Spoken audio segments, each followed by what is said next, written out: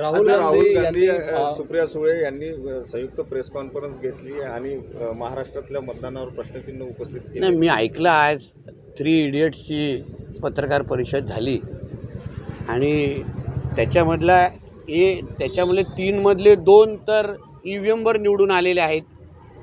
राहुल गांधीजी आणि सुप्रियाताई आमच्या.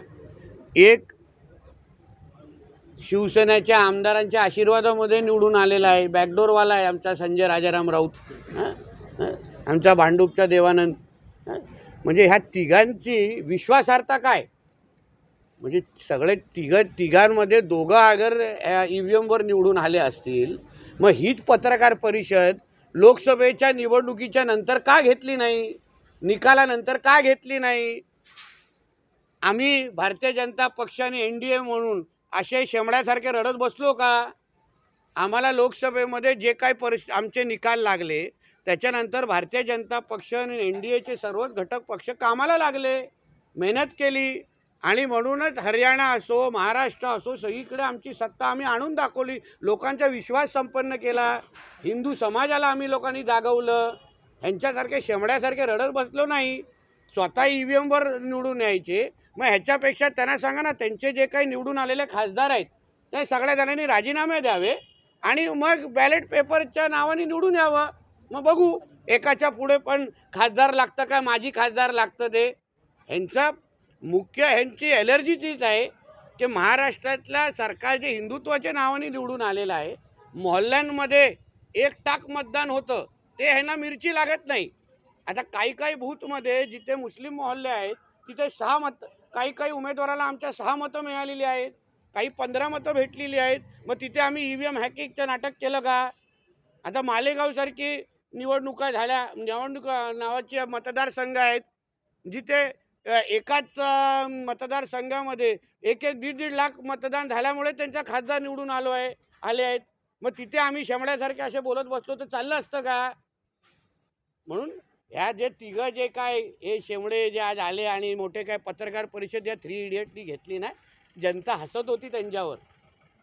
स्वतः EVMच्या नावाने निवडून यायचं आणि मग आमच्यावर बसून टीका करायची. याच्यापेक्षा लोकांमध्ये जावा, लोकांची मनं जिंका, लोकांसाठी कामं करा जे मोदीजी आणि आमचे फडणवीस साहेब आज करतायत आणि मग तुम्हाला निकालामध्ये त्याचा फरक दिसेल.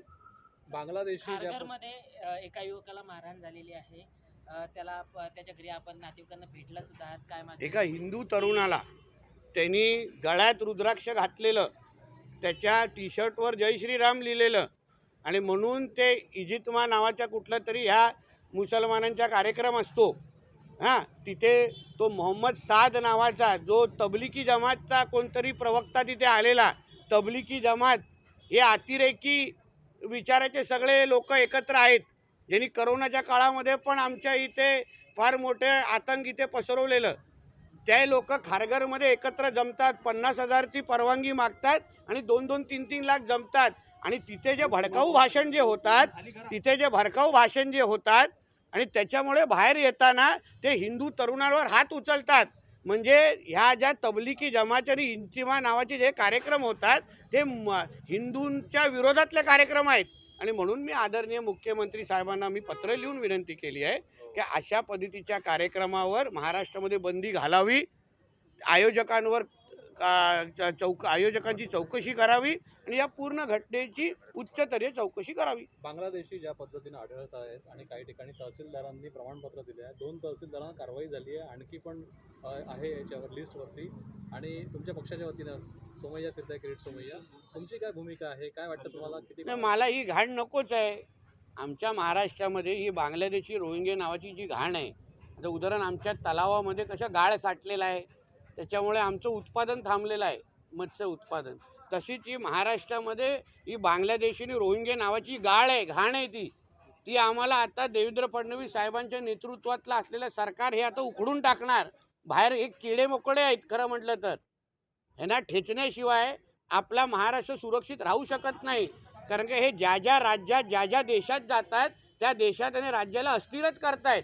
म्हणून ह्यांना बाहेर काढणं एक कार्यक्रम आणि ह्यांची जे काय बिर्याणी खाणारे आमच्या सिस्टममधले काही जे मोजके जे सडके आंबे आहेत ना, जे खुर्चीवर बसलेल्या अधिकाऱ्यांच्या नावाने त्यांनाही शिक्षा होणार.